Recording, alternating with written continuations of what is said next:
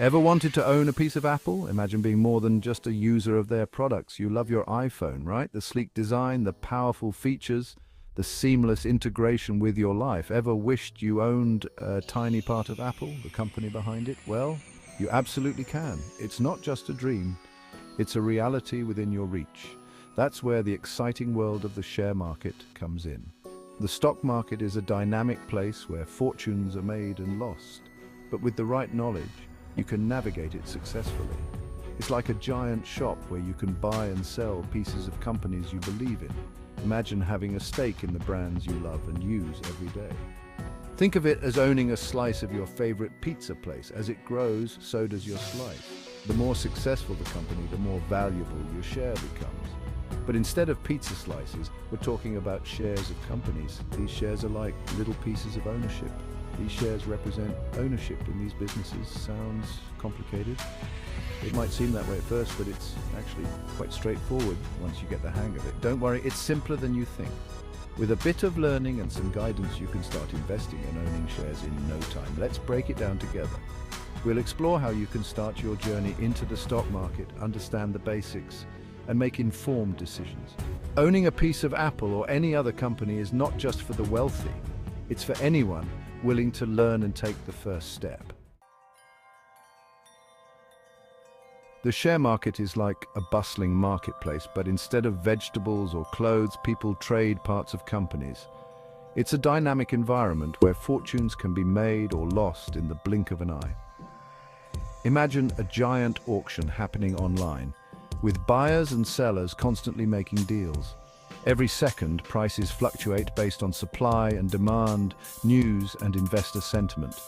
This market, also known as the stock market, is where these shares change hands. Investors buy shares hoping the company will do well and their investment will grow.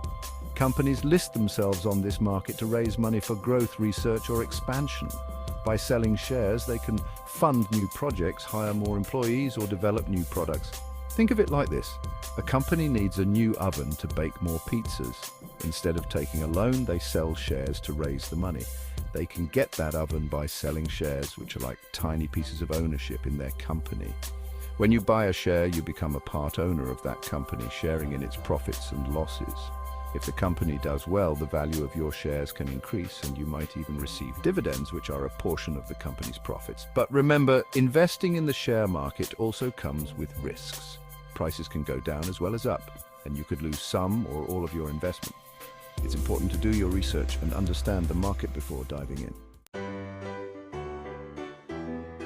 People invest in the share market for several reasons. The most common reason: to grow their money.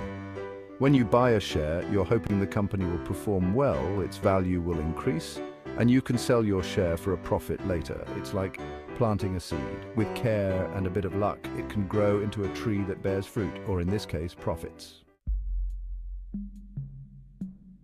Section 4, companies, investors, and you, how it all works. Let's say you believe in a company that makes electric scooters. You think they're onto something big, so you buy some shares. Congratulations, you're now a shareholder, a part owner of that company. The more people believe in the company, the more they'll buy shares, and the higher the share price will go. If the company performs well, your share value increases and you make a profit when you sell. Of course, the opposite can happen too. Section 5, stocks, shares, dividends, unpacking the jargon. In this section, we will break down these commonly used financial terms to help you understand their significance and how they impact your investments. You'll hear terms like stocks and shares thrown around a lot, especially in financial news and investment discussions. But what do they really mean? They essentially mean the same thing: a piece of ownership in a company. When you buy a stock or a share, you are purchasing a small part of that company. Think of stocks as the overall market and shares as a specific slice of a company. Stocks represent the broader market, while shares are individual units of ownership within a particular company. Now, some companies also share their profits with their shareholders. This is done through dividends, which are payments made to shareholders from the company's earnings. They do this by giving out dividends, like a bonus for owning their stock. Dividends are typically paid out on a regular basis, such as quarterly or annually, and can be a great way to earn passive income. It's their way of saying thank you for being a part of their journey. By investing in their company, you are supporting their growth and success, and dividends are a way to share that success with you. Section 6. The balancing act risks and rewards in the market.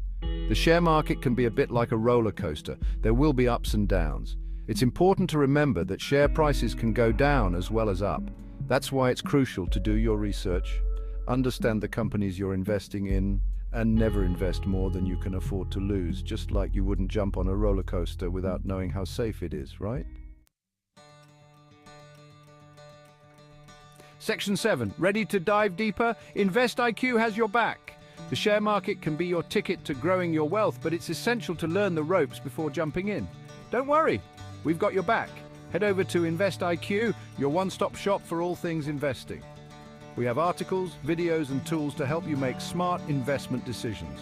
Remember, knowledge is power, especially in the world of finance. Now go out there and become the savviest investor you can be.